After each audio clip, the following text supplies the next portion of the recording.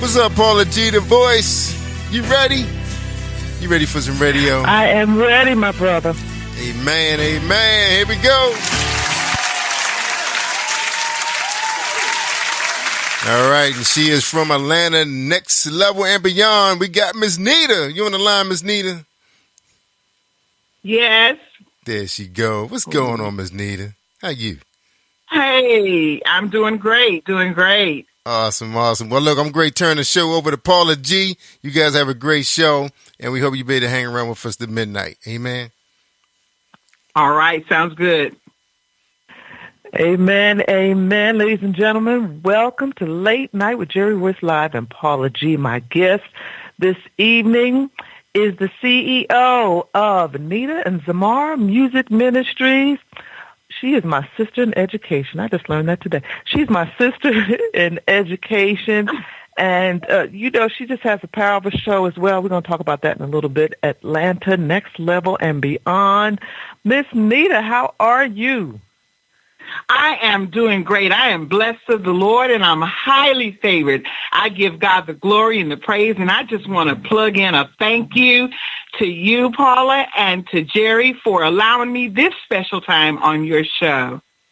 Well, we love having you, and it is a pleasure having you. And before we go any further, if I'm not mistaken, happy Founders Day, belated Founders Day to you. Well, thank you, ma'am. You know, those of us within the Divine Nine, we got to keep each other encouraged. Very much so, very much so. We got to keep each other encouraged. So share with the audience a bit about who is Miss Nita. Well, I am born and raised in the southern part of Georgia, down below Macon, in a city called Dublin.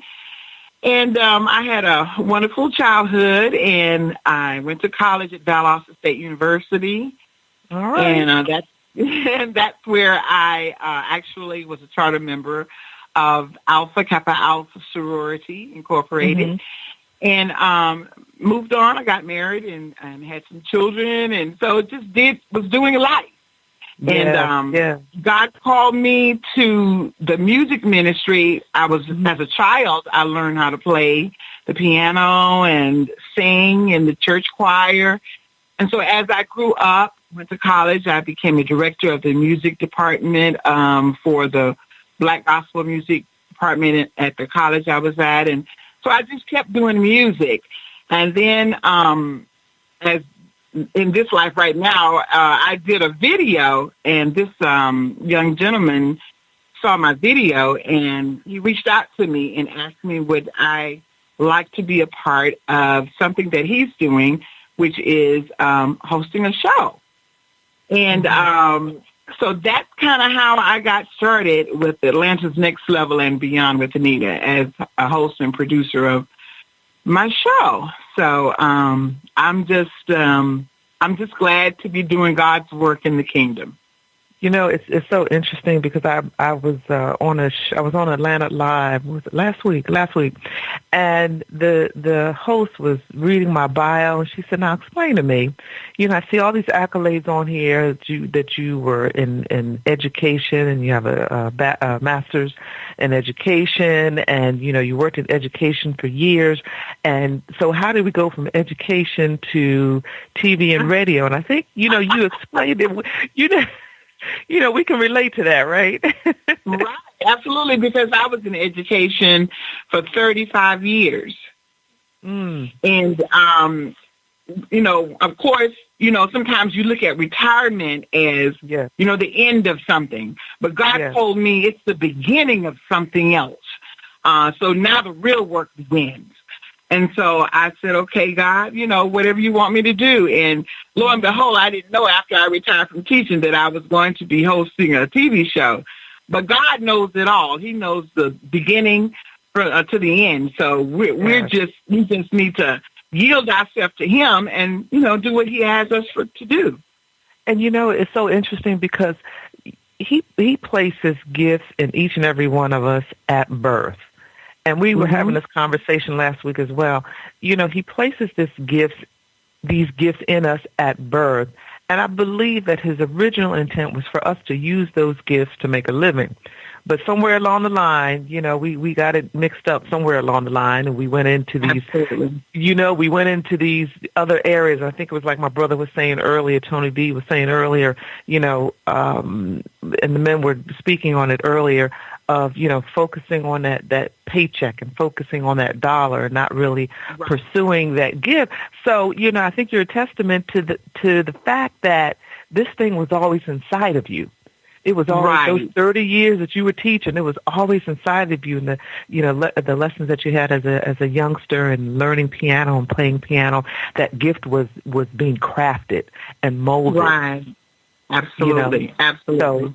So now you're able in retirement to step out into what it is that he has called and start a whole new journey. So that's encouragement to the other baby boomers that are, that are out there. So what are some of the challenges, shall we say, on your journey with television and radio that you have encountered, or maybe some things that have surprised you? Well, I tell you, this was uncharted waters for me. So I was going into it blind. When the gentleman asked me to be the show host and producer, and he's the executive producer, I was like, are you sure you got the right person? Because I've never done this before. Exactly. And he was like, no, I just got a feeling that you can do this. Mm-hmm. And, the word says, when Moses went before the people, he was like stuttering, Lord, I don't know if I can do this. But the Lord told him, go and I'll speak for you. And so I stopped and I thought about that thing. I said, Lord, okay, all right, retirement is done. I'm singing with my group, but you are giving me some uncharted waters that I've never done before. So like you were saying, stepping out on faith and believing God that you can do it. Mm-hmm. A lot of times we have something in us that we don't know that's even in there. I may have cultivated that music, but I didn't know that hosting a show, speaking into people's lives, that I was going to be able to do that. But God has given me that fortitude, and I am moving forward into what this uncharted waters that I'm doing, that he's called me to do. So I think one of the challenges I said was really getting over me, thinking out of my mind that I couldn't do it, and trusting God that I can do it, and knowing that, the people that come on my show, that I'm connecting with people, all walks of life, and giving them a platform and letting their voice be heard of whatever it is that they would like to share with the world. So I just thank God that, I was chosen to do this task. And, and part of the reason, as you were speaking, I was thinking, I was like, you're preaching to the choir where you have this opportunity, you begin this journey, you have this opportunity, and you feel so ill-equipped to do it. God starts opening these doors, and you feel so ill-equipped to do it because it's so different from what you've done before, and even what we've been taught, because our generation was, you go to college, you get an education, possibly a husband along the way if you can. You work this job for 20 plus years, you retire, and then that's it. That's it. So yeah, exactly. That's it. So, as we are taking this journey of using the gifts that God has given us, it is a total mindset change. It's a and wouldn't you agree with that? It's a total mindset change. It's a total change. Change because you have to sometimes come out of yourself, because doing a show, a lot of times that's giving to community. You're speaking into the lives of other people. And so, and you are, like you're doing me, you're interviewing others so that they can share their life story. And so that's a whole different turn than just music, because you have connected with someone on another type of level. It's not, my, music level is one thing, but connecting spiritually to another person is a different level. And so that, to me, God has me on this path, which is totally different. So tell us a bit about your music. Okay. Well, my music, I started a music group, which is called Nita and Zamar Music Ministries. And that was, I've always done music. Even when I was teaching school, I would do music in my classroom. So I've always been musically inclined. So learning piano at an early age and singing at an early age. And even when I went off to college and thereafter, I would play for churches. And so just always been surrounded with music. And I know that is one form that I give back as far as service as unto the Lord. But I started the group, and groups are something. They are not something that you can, how can I say, it's hard to hold groups together. We've seen that from time, to time. Right. Somebody's leaving, somebody has other aspirations. So holding a group together is really hard. And so I did go through a test and trying time with my group, but God held me as the nucleus, so I was able to reform again. And so right now, presently, my group has been together, I would say since 2013. I've had a group before, but this new group kind of like started at 13. And so in 16, we put out the first album. And so we were very pleased at our first album. We garnered 2 awards from one of the most prestigious organizations, Rhythm of Gospel. And then we've got a couple of awards down in Memphis, Tennessee. So God was very gracious with us with the first album. And so now we are journeying on to starting the second journey with our sophomore album. So God speaks to me, and I write down those words that he gives to me. And it's so inspiring, because when I see people that listen to my music and they either call me or text me or email me and say how much they enjoy it, then that gives me joy to know that I've done what God has called me to do, to bless somebody musically. So, wow, that's amazing. I'm enjoying that journey too. Yes. But ladies and gentlemen, if you are just joining us, we are speaking with the CEO of Nita and Zamar Music Ministries and the host of Atlanta Next Level and Beyond, my sister, Miss Nita, a.k.a. Familia Dolphins. And, Yes. So, the thing about living here in Atlanta is, you really find that phrase, it's a small world. You really discover that it truly is a small world, because, you have the opportunity to meet people face to face. Social media is a beautiful thing, because you can meet individuals and, you can develop, those virtual relationships. But then when you have the opportunity to meet face to face is a beautiful thing. And we met at my meet and greet back in August, and then through the course of that conversation, realized that we have other individuals in our lives that we both, know and love dearly. So right, it is just, a blessing to be able to, interact and fellowship, with each other. Do you miss education at all? Well, I I miss it a little because I do enjoy working with the children. Yeah. That really wasn't kind of the reason that I retired. It was mostly, I guess you would say, the paperwork, the long hours that you would have to put in after school was out. And so, but I guess I would say I miss it a little. But I don't think I want to go back. I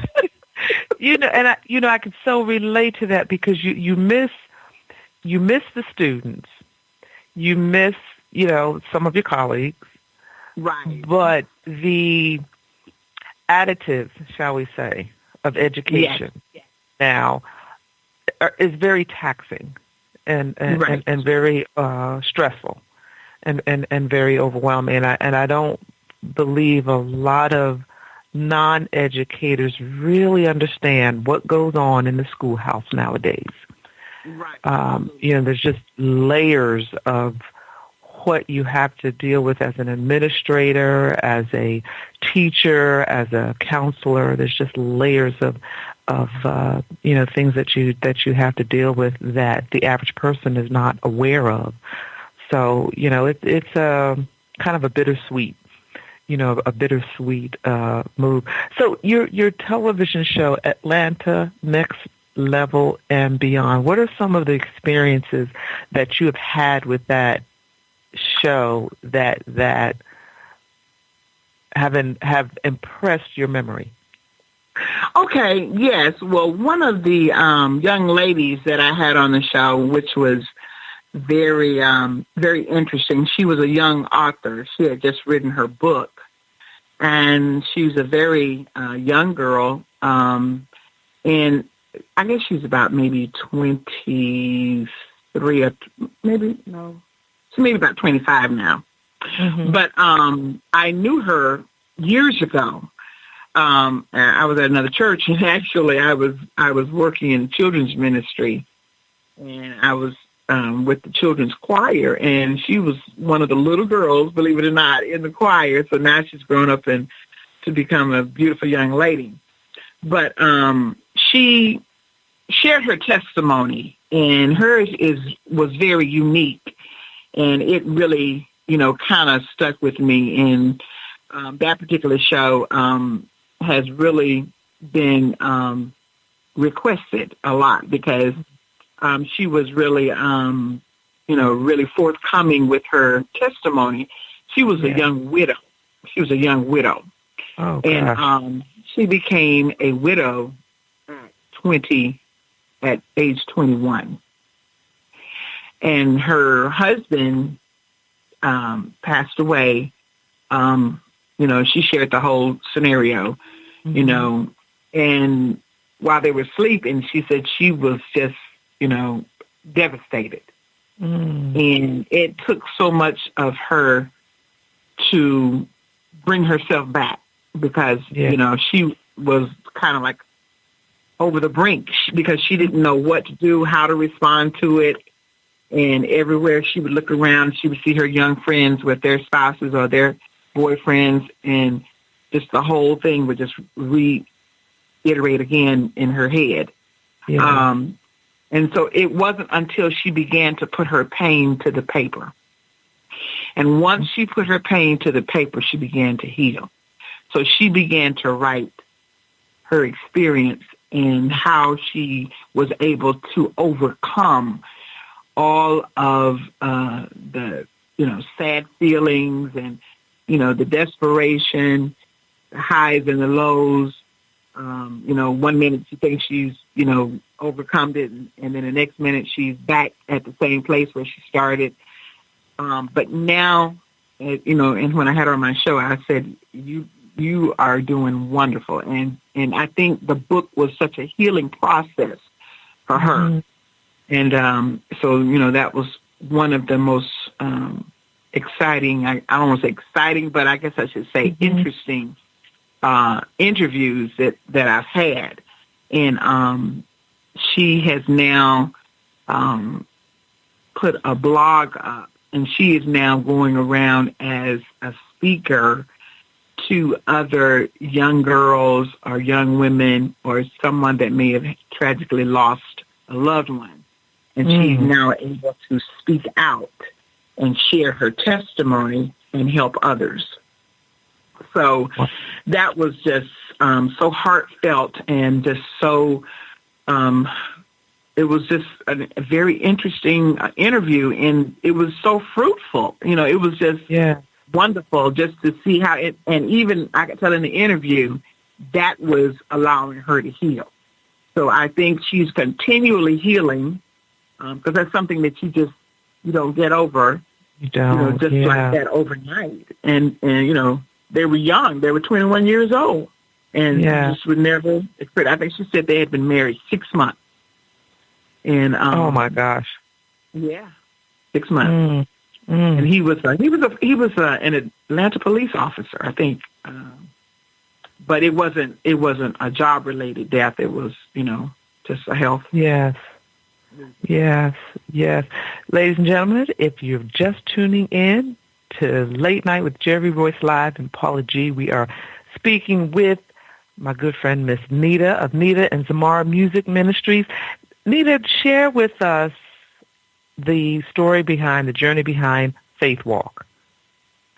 Faith Walk was my album that I released in 2016 with the group, Nita and Zamara Music Ministries.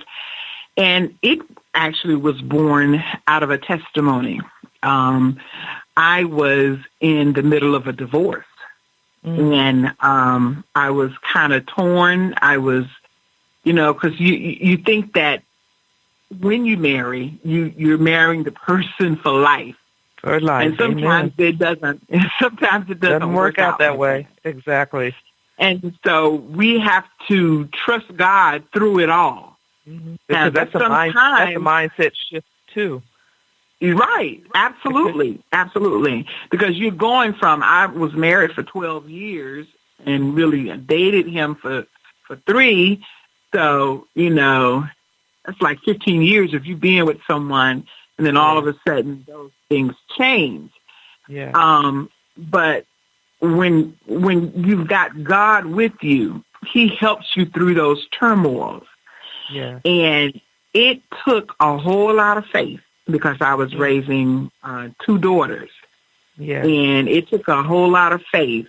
And a lot of the I would say not a lot of, but 2 of the songs that's on the album was songs that was really birthed out of that situation.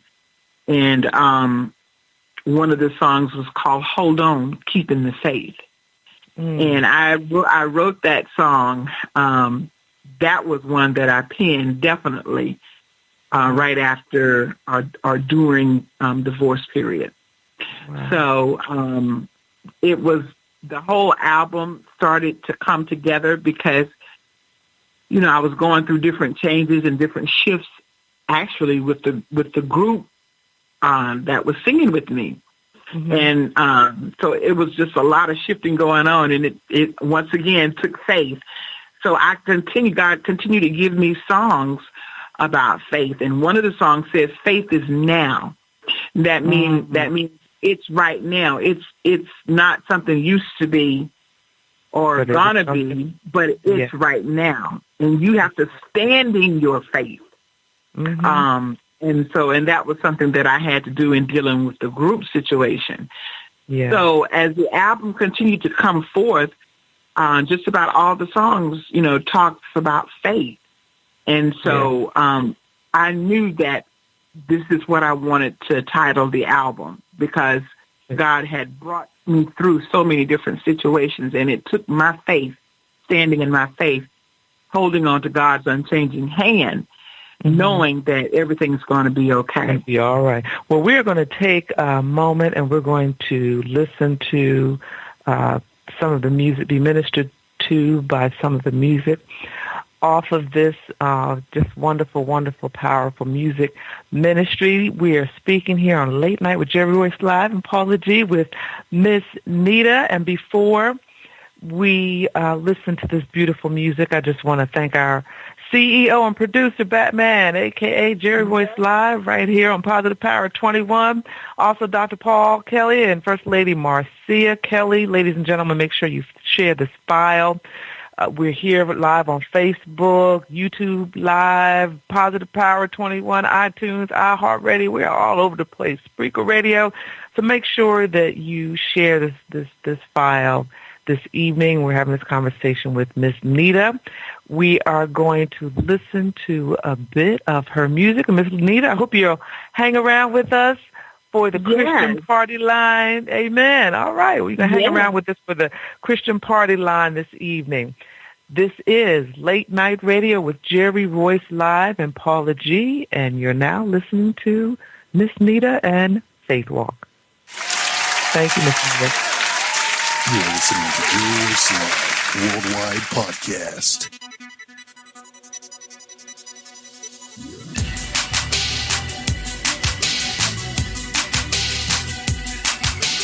Sometimes it seems like you can't find your way.